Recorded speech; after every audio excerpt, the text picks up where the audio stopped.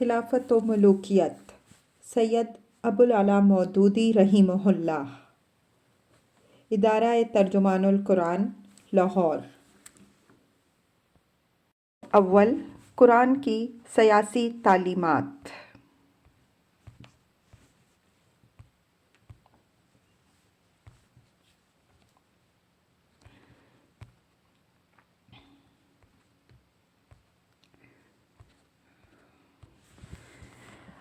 رسول کی حیثیت۔ خدا کا وہ قانون جس کی پیروی کا اوپر کی آیتوں میں حکم دیا گیا ہے، انسان تک اس کے پہنچنے کا ذریعہ صرف خدا کا رسول ہے۔ وہی اس کی طرف سے اس کے احکام اور اس کی ہدایات انسانوں کو پہنچاتا ہے، اور وہی اپنے قول اور عمل سے ان احکام و ہدایات کی تشریح کرتا ہے۔ پس رسول انسانی زندگی میں خدا کی قانونی حاکمیت، لیگل سوورینٹی کا نمائندہ ہے، اور اس بنا پر اس کی اطاعت عین خدا کی اطاعت ہے۔ خدا ہی کا یہ حکم ہے کہ رسول کے امر و نہی اور اس کے فیصلوں کو بے چون و چرا تسلیم کیا جائے، حتیٰ کہ ان پر دل میں بھی ناگواری پیدا نہ ہو، ورنہ ایمان کی خیر نہیں ہے۔ وَمَا أَرْسَلْنَا مِن رَّسُولٍ إِلَّا لِيُطَاعَ بِإِذْنِ اللَّهِ، سورہ النساء آیت 64۔ ہم نے جو رسول بھی بھیجا ہے، اس لیے بھیجا کہ اللہ کے اذن سے اس کی اطاعت کی جائے۔ وَمَن يُطِعِ الرَّسُولَ فَقَدْ أَطَاعَ اللَّهَ، سورہ النساء آیت 80۔ اور جس نے رسول کی اطاعت کی، اس نے دراصل اللہ کی اطاعت کی۔ وَمَن يُشَاقِقِ الرَّسُولَ مِن بَعْدِ مَا تَبَيَّنَ لَهُ الْهُدَىٰ وَيَتَّبِعْ غَيْرَ سَبِيلِ الْمُؤْمِنِينَ نُوَلِّهِ مَا تَوَلَّىٰ وَنُصْلِهِ جَهَنَّمَ وَسَاءَتْ مَصِيرًا، سورہ النساء آیت 115۔ اور جو کوئی رسول سے اختلاف کرے جب کہ ہدایت اس پر واضح ہو چکی ہو، اور ایمان لانے والوں کی روش چھوڑ کر دوسری راہ چلے، اسے ہم اسی طرف پھیر دیں گے جدھر وہ خود پھر گیا، اور اس کو جہنم میں جھونکیں گے، اور وہ بہت برا ٹھکانہ ہے۔ وَمَا آتَاكُمُ الرَّسُولُ فَخُذُوهُ وَمَا نَهَاكُمْ عَنْهُ فَانْتَهُوا وَاتَّقُوا اللَّهَ إِنَّ اللَّهَ شَدِيدُ الْعِقَابِ، الحشر 7۔ جو کچھ رسول تمہیں دے اسے لے لو، اور جس چیز سے روک دے اس سے باز ہو، اور اللہ سے ڈرو، اللہ سخت سزا دینے والا ہے۔ فَلَا وَرَبِّكَ لَا يُؤْمِنُونَ حَتَّىٰ يُحَكِّمُوكَ فِي مَا شَجَرَ بَيْنَهُمْ ثُمَّ لَا يَجِدُوا فِي أَنفُسِهِمْ حَرَجًا مِّمَّا قَضَيْتَ وَيُسَلِّمُوا تَسْلِيمًا، النساء 65۔ پس نہیں، تیرے رب کی قسم، وہ ہرگز مومن نہ ہوں گے جب تک کہ وہ، اے نبی، تجھے اپنے باہمی اختلافات میں فیصلہ کرنے والا نہ مان لیں، اور پھر جو فیصلہ تو کرے اس پر اپنے دل میں بھی تنگی محسوس نہ کریں، بلکہ سر تسلیم خم کر لیں۔ نمبر 5، بالا تر قانون۔ خدا اور رسول کا حکم قرآن کی روح سے وہ بالا تر قانون، سپریم لا ہے، جس کے مقابلہ میں اہل ایمان صرف اطاعت ہی کا رویہ اختیار کر سکتے ہیں۔ جن معاملات میں خدا اور رسول اپنا فیصلہ دے چکے ہیں، اس میں کوئی مسلمان خود آزادانہ فیصلہ کرنے کا مجاز نہیں ہے، اور اس فیصلے سے انحراف ایمان کی ضد ہے۔ وَمَا كَانَ لِمُؤْمِنٍ وَلَا مُؤْمِنَةٍ إِذَا قَضَى اللَّهُ وَرَسُولُهُ أَمْرًا أَن يَكُونَ لَهُمُ الْخِيَرَةُ مِنْ أَمْرِهِمْ وَمَن يَعْصِ اللَّهَ وَرَسُولَهُ فَقَدْ ضَلَّ ضَلَالًا مُبِينًا، احزاب 36۔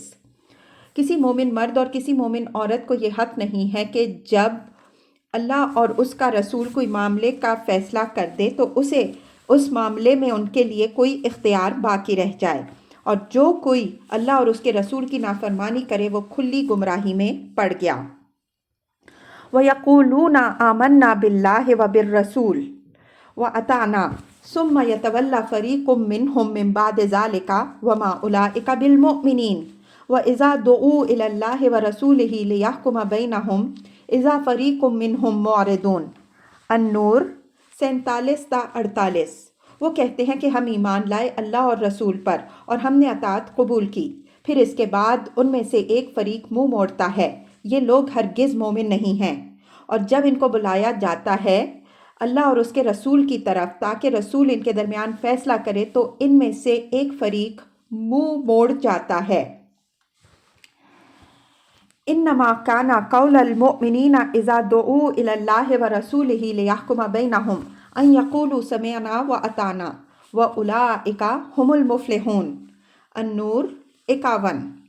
ایمان لانے والوں کا کام تو یہ ہے کہ جب وہ بلائے جائیں اللہ اور اس کے رسول کی طرف تاکہ رسول ان کے درمیان فیصلہ کرے تو وہ کہیں کہ ہم نے سنا اور اطاعت کی، ایسے ہی لوگ فلاح پانے والے ہیں۔ نمبر 6، خلافت۔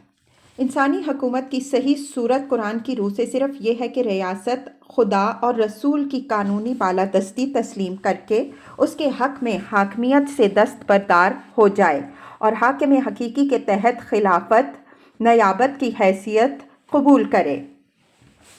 اس حیثیت میں اس کے اختیارات خواہ وہ تشریعی ہوں یا عدالتی یا انتظامی لازماً ان حدود سے محدود ہوں گے جو اوپر پیراگراف 3، 4 اور 5 میں بیان ہوئے ہیں۔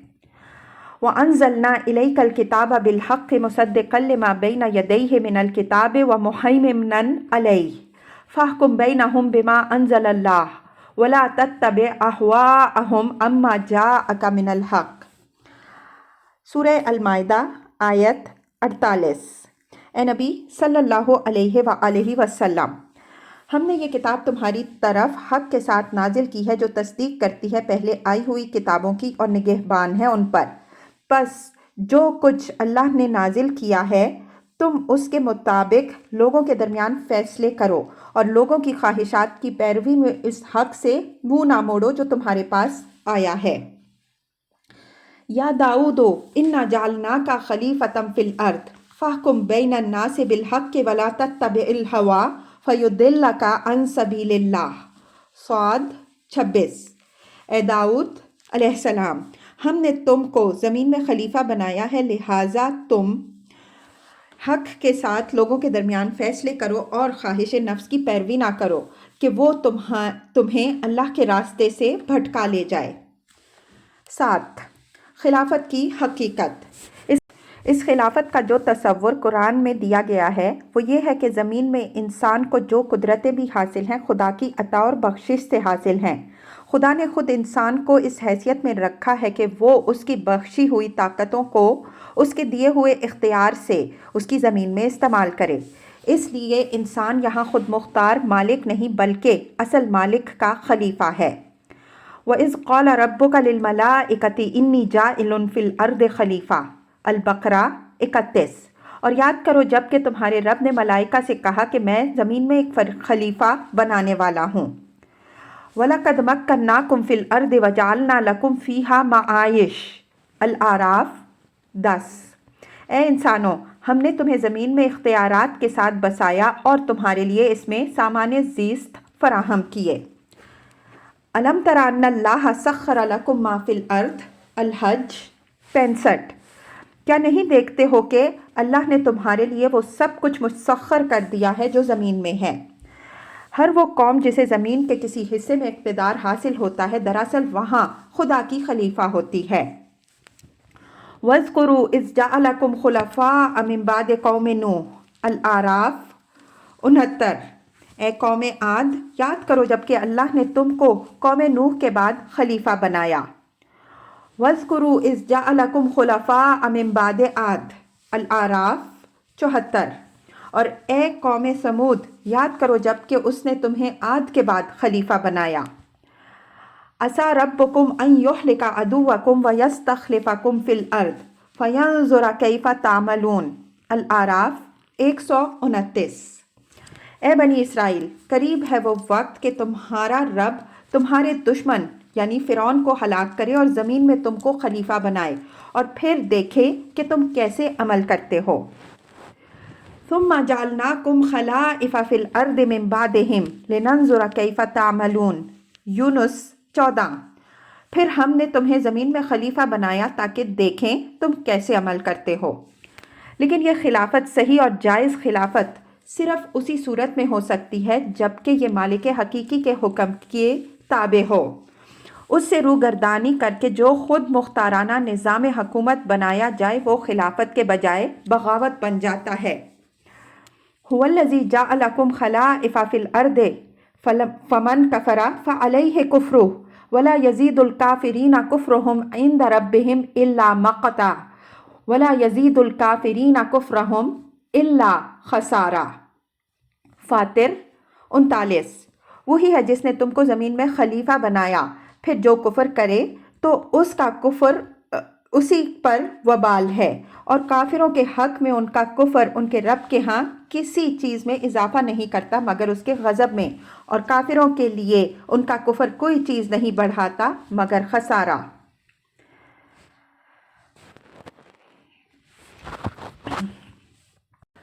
أَلَمْ تَرَ كَيْفَ فَعَلَ رَبُّكَ بِعَادٍ إِرَمَ ذَاتِ الْعِمَادِ الَّتِي لَمْ يُخْلَقْ مِثْلُهَا فِي الْبِلَادِ وَثَمُودَ الَّذِينَ جَابُوا الصَّخْرَ بِالْوَادِ وَفِرْعَوْنَ ذِي الْأَوْتَادِ الَّذِينَ طَغَوْا فِي الْبِلَادِ۔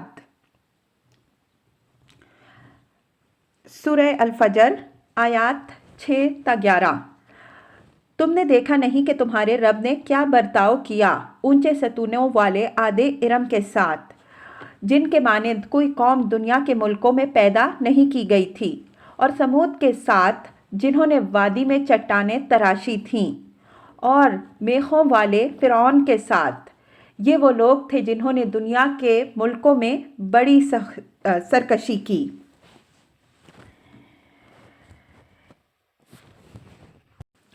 اذهب إلى فرعون إنه طغى فقل هل لك إلى أن تزكى وأهديك إلى ربك فتخشى فأراه الآية الكبرى فكذب وعصى ثم أدبر يسعى فحشر فنادى فقال أنا ربكم الأعلى۔ سورہ النازعات 17 تا 24۔ اے موسیٰ، جا فرعون کے پاس کہ وہ سرکش ہو گیا ہے، اور اس سے کہہ کہ کیا تو اس کے لیے تیار ہے کہ پاکیزگی اختیار کرے، اور میں تیرے رب کی طرف سے رہنمائی کروں گا تو اس کا خوف تیرے اندر پیدا ہوگا۔ پھر موسیٰ علیہ السلام نے فرعون کے پاس جا کر اس کی بڑی نشانی دکھائی، مگر اس نے جھٹلایا اور نہ مانا۔ پھر چال بازیاں کرنے کے لیے پلٹا، اور لوگوں کو جمع کر کے اس نے پکارا، میں تمہارا سب سے بڑا رب ہوں۔ وعد اللہ الذین آمنوا منکم وعملوا الصالحات لیستخلفنہم فی الارض کما استخلف الذین من قبلہم ولایمکنن لہم دینہم الذی ارتضی لہم ولایبدلنہم من بعد خوفہم امنا یعبدوننی لا یشرکون بی شیئا۔ اللہ نے وعدہ فرمایا ہے کہ تم میں سے ان لوگوں کے ساتھ جو ایمان لائیں اور نیک عمل کریں گے کہ وہ ان کو اسی طرح زمین میں خلیفہ بنائے گا جس طرح ان سے پہلے گزرے ہوئے لوگوں کو بنا چکا ہے، ان کے لیے ان کے اس دین کو مضبوط بنیادوں پر قائم کر دے گا جسے اللہ تعالیٰ نے ان کے حق میں پسند کیا ہے، اور ان کی موجودہ حالت خوف کو امن سے بدل دے گا، بس وہ میری بندگی کریں اور میرے ساتھ کسی کو شریک نہ کریں۔ نمبر 8، اجتماعی خلافت۔ اس جائز اور صحیح نوعیت کی خلافت کا حامل کوئی ایک شخص یا خاندان یا طبقہ نہیں ہوتا، بلکہ وہ جماعت اپنی مجموعی حیثیت میں ہوتی ہے جس نے مذکورہ بالا اصولوں کو تسلیم کر کے اپنی ریاست قائم کی ہو۔ سورہ نور کی آیت 55 کے الفاظ لَيَسْتَخْلِفَنَّهُمْ فِي الْأَرْضِ اس معاملہ میں صریح ہیں۔ اس فکرے کی روح سے اہل ایمان کی جماعت کا ہر فرد خلافت میں برابر کا حصے دار ہے۔ کسی شخص یا طبقہ کو عام مومنین کے اختیارات خلافت سلب کر کے انہیں اپنے اندر مرکوز کر لینے کا حق نہیں ہے۔ نہ کوئی شخص یا طبقہ اپنے حق میں خدا کی خصوصی خلافت کا دعویٰ کر سکتا ہے۔ یہی چیز اسلامی خلافت کو ملوکیت، طبقاتی حکومت اور مذہبی پیشواؤں کی حکومت سے الگ کر کے اسے جمہوریت کے رخ پر موڑتی ہے۔ لیکن اس میں اور مغربی تصور جمہوریت میں اصولی فرق یہ ہے کہ مغربی تصور جمہوریت عوامی حاکمیت، پاپولر سوورینٹی کے اصول پر قائم ہوتی ہے، اور اس کے برعکس اسلام کی جمہوری خلافت میں خود عوام خدا کی حاکمیت تسلیم کر کے اپنے اختیارات کو برضا و رغبت قانون خداوندی کے حدود میں محدود کر لیتے ہیں۔ نمبر 9، ریاست کی اطاعت کے حدود۔ اس نظام خلافت کو چلانے کے لیے جو ریاست قائم ہوگی عوام اس کی طرف اطاعت فی المعروف کے پابند ہوں گے. معصیت قانون کی خلاف ورزی میں نہ کوئی اطاعت ہے اور نہ تعاون. یا ایہا النبی اذا جاءک المؤمنات یبایعنک علی الا یشرکن باللہ الہ ولا یعصینک فی معروف فبایعہن. سورہ الممتحنہ آیت 12. اے نبی صلی اللہ علیہ وسلم، جب ایمان لانے والی عورتیں تمہارے پاس ان باتوں پر بیعت کرنے کے لیے آئیں کہ وہ اللہ کے ساتھ شرک نہ کریں گی سے لے کر اور کسی جائز حکم میں تمہاری نافرمانی نہ کریں گی تو ان کی بیعت قبول کرو. وَتَعَاوَنُوا عَلَى الْبِرِّ وَالتَّقْوَىٰ وَلَا تَعَاوَنُوا عَلَى الْإِثْمِ وَالْعُدْوَانِ وَاتَّقُوا اللَّهَ إِنَّ اللَّهَ شَدِيدُ الْعِقَابِ. المائدہ 2. نیکی اور پرہیزگاری میں تعاون کرو اور گناہ اور زیادتی میں تعاون نہ کرو اور اللہ سے ڈرو، اللہ سخت سزا دینے والا ہے. وَلَا تُطِعْ مِنْهُمْ آثِمًا أَوْ كَفُورًا. سورہ الدہر آیت 24. ان میں سے کسی گناہ گار اور ناشکرے کی اطاعت نہ کرو. نمبر 10. شورا. اس ریاست کا پورا کام اس کی تاسیس و تشکیل سے لے کر رئیس مملکت اور اولو الامر کے انتخاب اور تشریعی اور انتظامی معاملات تک اہل ایمان کے باہمی مشورے سے چلنا چاہیے، قطع نظر اس سے کہ یہ مشاورت بلا واسطہ ہو یا منتخب نمائندوں کے ذریعے سے. وَأَمْرُهُمْ شُورَىٰ بَيْنَهُمْ. سورہ الشورى آیت 38. اور مسلمانوں کا کام آپس کے مشورے سے چلتا ہے. نمبر 11.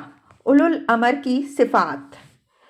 اس ریاست کا نظام چلانے کے لیے اولو الامر کے انتخاب میں جن امور کو ملحوظ رکھنا چاہیے وہ یہ ہیں: الف، وہ ان اصولوں کو مانتے ہوں جن کے مطابق خلافت کا نظام چلانے کی ذمہ داری ان کے سپرد کی جا رہی ہے، اس لیے کہ ایک نظام کو چلانے کی ذمہ داری اس کے اصولی مخالفین پر نہیں ڈالی جا سکتی.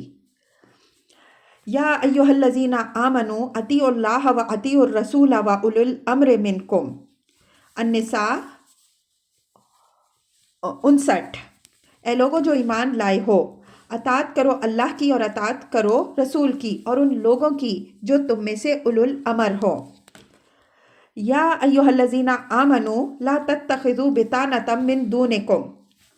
آل عمران 118. اے لوگوں جو ایمان لائے ہو، اپنے سوا دوسروں کو شریک راز نہ بنا لو. ام حسبتم ان تترکوا ولما یعلم اللہ الذین جاہدوا منکم ولم یتخذوا من دون اللہ ولا رسولہ ولا المؤمنین ولیجا. سورہ التوبہ. کیا تم نے یہ سمجھ رکھا ہے کہ تمہیں چھوڑ دیا جائے گا حالانکہ ابھی اللہ نے تو دیکھا ہی نہیں کہ تم میں سے کون وہ لوگ ہیں جنہوں نے جہاد کیا اور اللہ اور رسول صلی اللہ علیہ وآلہ وسلم اور اہل ایمان کے سوا کسی کو اپنے معاملات میں دخیل نہیں بنایا. یہ کہ وہ ظالم، فاسق و فاجر، خدا سے غافل اور حد سے گزر جانے والے نہ ہوں، بلکہ ایماندار، خدا ترس اور نیکوکار ہوں. کوئی ظالم یا فاسق اگر امارت یا امامت کے منصب پر قابض ہو جائے تو اس کی امارت اسلام کی نگاہ میں باطل ہے. وَإِذِ ابْتَلَىٰ إِبْرَاهِيمَ رَبُّهُ بِكَلِمَاتٍ فَأَتَمَّهُنَّ قَالَ إِنِّي جَاعِلُكَ لِلنَّاسِ إِمَامًا قَالَ وَمِن ذُرِّيَّتِي قَالَ لَا يَنَالُ عَهْدِ الظَّالِمِينَ. البقرہ 124. اور یاد کرو جب ابراہیم علیہ السلام کو اس کے رب نے چند باتوں سے آزمایا اور اس نے وہ پوری کر دیں تو رب نے فرمایا کہ میں تجھے لوگوں کا امام بنانے والا ہوں. ابراہیم علیہ السلام نے کہا اور میری اولاد میں سے بھی. فرمایا میرا عہد ظالموں کو نہیں پہنچتا. ام نجعل الذین آمنوا وعملوا الصالحات کالمفسدین فی الارض ام نجعل المتقین کالفجار. سورہ الصاد آیت 28. کیا ہم ان لوگوں کو جو ایمان لائے ہیں اور جنہوں نے نیک عمل کیے ان لوگوں کی طرح کر دیں جو زمین میں فساد کرتے ہیں؟ کیا ہم پرہیزگاروں کو فاجروں کی طرح کر دیں؟ وَلَا تُطِعْ مَنْ أَغْفَلْنَا قَلْبَهُ عَنْ ذِكْرِنَا وَاتَّبَعَ هَوَاهُ وَكَانَ أَمْرُهُ فُرَطًا. سورہ الکہف آیت 28. اور تو اطاعت نہ کر کسی ایسے شخص کی جس کے دل کو ہم نے اپنی یاد سے غافل کر دیا ہے، اور جس نے اپنی خواہش نفس کی پیروی اختیار کی ہے، اور جس کا کام حد سے گزرا ہوا ہے۔ وَلَا تُطِيعُوا أَمْرَ الْمُسْرِفِينَ الَّذِينَ يُفْسِدُونَ فِي الْأَرْضِ وَلَا يُصْلِحُونَ۔ سورہ الشعراء آیات 151 تا 152۔ اور اطاعت نہ کر ان حد سے گزر جانے والوں کی جو زمین میں فساد کرتے ہیں اور اصلاح نہیں کرتے۔ اِنَّ أَكْرَمَكُمْ عِندَ اللَّهِ أَتْقَاكُمْ۔ سورہ الحجرات آیت 13۔ تم میں سب سے زیادہ معزز اللہ کے نزدیک وہ ہے جو زیادہ پرہیزگار ہے۔ جیم، وہ نادان اور جاہل نہ ہو بلکہ ذی علم، دانا اور معاملہ فہم ہوں، اور کاروبار خلافت کو چلانے کے لیے کافی ذہنی اور جسمانی اہلیت رکھتے ہوں۔ وَلَا تُؤْتُوا السُّفَهَاءَ أَمْوَالَكُمُ الَّتِي جَعَلَ اللَّهُ لَكُمْ قِيَامًا۔ سورہ النساء 5۔ اپنے اموال جنہیں اللہ نے تمہارے لیے ذریعہ قیام بنایا ہے نادان لوگوں کے حوالے نہ کرو۔ قَالُوا أَنَّىٰ يَكُونُ لَهُ الْمُلْكُ عَلَيْنَا وَنَحْنُ أَحَقُّ بِالْمُلْكِ مِنْهُ وَلَمْ يُؤْتَ سَعَةً مِّنَ الْمَالِ قَالَ إِنَّ اللَّهَ اصْطَفَاهُ عَلَيْكُمْ وَزَادَهُ بَسْطَةً فِي الْعِلْمِ وَالْجِسْمِ۔ سورہ البقرہ آیت 247۔ بنی اسرائیل نے کہا، اس کو یعنی طالوت کو ہم پر حکومت کا حق کہاں سے حاصل ہو گیا، حالانکہ ہم اس کی بنسبت بادشاہی کے زیادہ حقدار ہیں، اور اسے مال میں کوئی کشادگی نہیں دی گئی۔ نبی نے کہا، اللہ نے اسے تمہارے مقابلے میں برگزیدہ کیا ہے اور اسے علم اور جسم میں کشادگی دی ہے۔ وَشَدَدْنَا مُلْكَهُ وَآتَيْنَاهُ الْحِكْمَةَ وَفَصْلَ الْخِطَابِ۔ سورہ صاد آیت 20۔ اور داؤد کی بادشاہی کو ہم نے مضبوط کیا اور اسے حکمت اور فیصلہ کن بات کرنے کی صلاحیت دی۔ قَالَ اجْعَلْنِي عَلَىٰ خَزَائِنِ الْأَرْضِ إِنِّي حَفِيظٌ عَلِيمٌ۔ سورہ یوسف آیت 55۔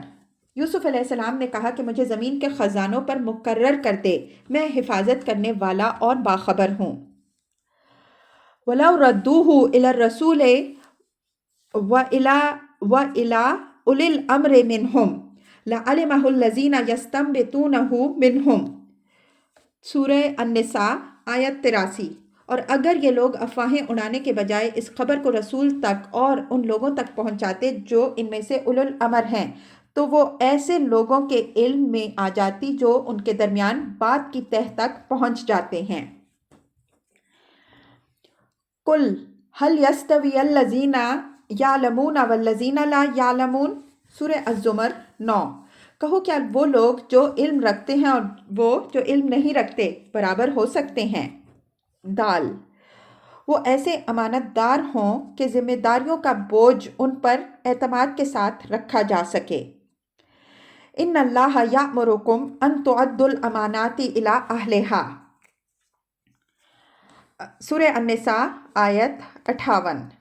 اللہ تم کو حکم دیتا ہے کہ امانتیں اہل امانت کے حوالے کر دو۔ نمبر 12، دستور کے بنیادی اصول۔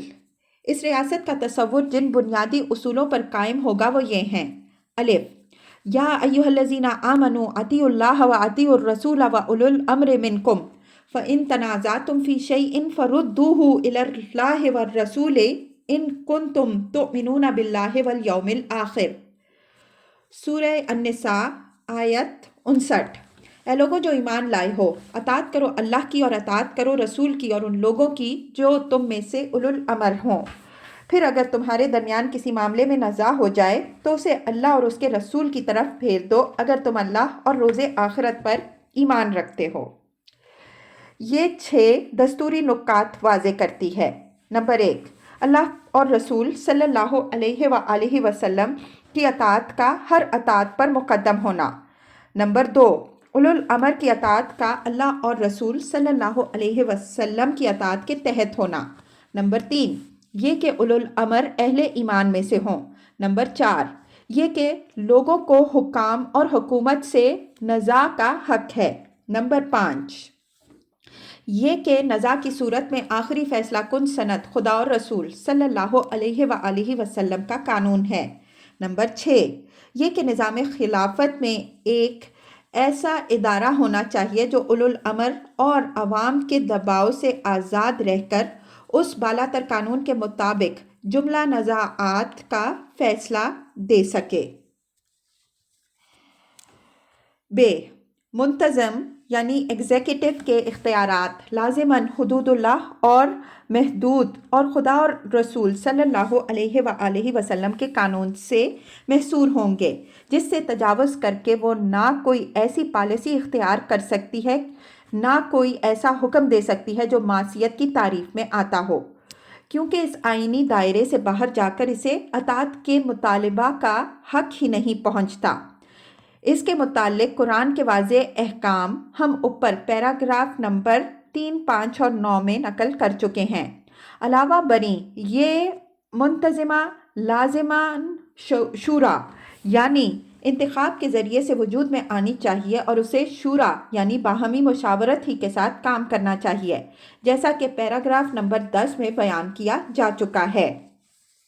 لیکن انتخاب اور مشاورت دونوں کے متعلق قرآن قطعی اور متعین صورتیں مقرر نہیں کرتا، بلکہ ایک وسیع اصول قائم کر کے اس پر عمل درآمد کی صورتوں کو مختلف زمانوں میں معاشرے کے حالات اور ضروریات کے مطابق طے کرنے کے لیے کھلا چھوڑ دیتا ہے۔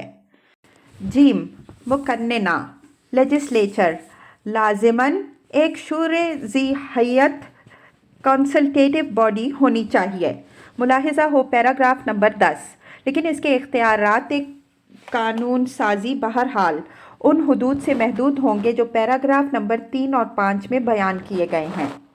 جہاں تک ان امور کا تعلق ہے جن میں خدا اور رسول نے واضح احکامات دیے ہیں یا حدود اور اصول مقرر کیے ہیں، یہ مقننہ ان کی تعبیر و تشریح کر سکتی ہے، ان پر عمل درآمد کے لیے ضمنی قواعد اور ضابطۂ کارروائی تجویز کر سکتی ہے، مگر ان میں رد و بدل نہیں کر سکتی۔ رہے وہ امور جن کے لیے بالا تر قانون ساز نے کوئی قطعی احکام نہیں دیے ہیں، نہ حدود اور نہ اصول متعین کیے ہیں، ان میں اسلام کی اسپرٹ اور اس کے اصول عامہ کے مطابق مقننہ ہر ضرورت کے لیے قانون سازی کر سکتی ہے، کیونکہ ان کے بارے میں کوئی حکم نہ ہونا ہی اس بات کی دلیل ہے کہ شارع نے ان کو اہل ایمان کی ثوابدید پر چھوڑ دیا ہے۔ دال، عدلیہ یعنی جوڈیشری ہر طرح کی مداخلت اور دباؤ سے آزاد ہونی چاہیے تاکہ وہ عوام اور حکام سب کے مقابلہ میں قانون کے مطابق بے لاگ فیصلہ دے سکے۔ اسے لازماً ان حدود کا پابند رہنا ہوگا جو پیراگراف نمبر 3 اور 5 میں بیان ہوئے ہیں، اور اس کا فرض ہوگا کہ اپنی اور دوسروں کی خواہشات سے متاثر ہوئے بغیر ٹھیک ٹھیک حق اور انصاف کے مطابق معاملات کے فیصلے کرے۔ فاحکم بینہم بما انزل اللہ ولا تتبع اہواءہم، المائدہ 48۔ ان کے درمیان اللہ کے نازل کردہ قانون کے مطابق فیصلہ کر دے اور ان کی خواہشات کی پیروی نہ کر۔ ولا تتبع الہویٰ فیضلک عن سبیل اللہ، صاد 26۔ اور اپنی خواہش نفس کی پیروی نہ کر کے وہ خدا کے راستے سے تجھے بھٹکا لے جائے۔ وَإِذَا حَكَمْتَ بَيْنَ النَّاسِ أَن تَحْكُمُوا بِالْعَدْلِ، النساء 58۔ اور جب لوگوں کے درمیان فیصلہ کرو تو عدل کے ساتھ کرو۔ نمبر 13، ریاست کا مقصد۔ اس ریاست کو 2 بڑے مقاصد کے لیے کام کرنا چاہیے۔ اول یہ کہ انسانی زندگی میں عدل قائم ہو اور ظلم و جور ختم ہو جائے۔ لَقَدْ أَرْسَلْنَا رُسُلَنَا بِالْبَيِّنَاتِ وَأَنزَلْنَا مَعَهُمُ الْكِتَابَ وَالْمِيزَانَ لِيَقُومَ النَّاسُ بِالْقِسْطِ وَأَنزَلْنَا الْحَدِيدَ فِيهِ بَأْسٌ شَدِيدٌ وَمَنَافِعُ لِلنَّاسِ، الحدید 35۔ ہم نے اپنے رسولوں کو واضح ہدایات کے ساتھ بھیجا اور ان کے ساتھ کتاب اور میزان نازل کی تاکہ لوگ انصاف پر قائم ہوں، اور ہم نے لوہا نازل کیا جس میں سخت قوت اور لوگوں کے لیے منافع ہے۔ دوسرے یہ کہ حکومت کی طاقت اور وسائل سے اقامت الصلاۃ اور ایتائے زکوٰۃ کا نظام قائم کیا جائے جو اسلامی زندگی کا ستون ہے۔ بھلائی اور نیکی کو ترقی دی جائے جو دنیا میں اسلام کے آنے کا اصل مقصود ہے، اور برائی کو دبایا جائے جو اللہ کو سب سے زیادہ مبغوض ہے۔ الذین ان مکناہم فی الارض اقاموا الصلاۃ وآتوا الزکاۃ وامروا بالمعروف ونہوا عن المنکر۔ سورہ الحج آیت 41۔ یہ وہ لوگ ہیں کہ اگر ہم انہیں زمین میں اقتدار دیں تو یہ نماز قائم کریں گے، زکوٰۃ دیں گے، نیکی کا حکم دیں گے اور بدی سے روکیں گے۔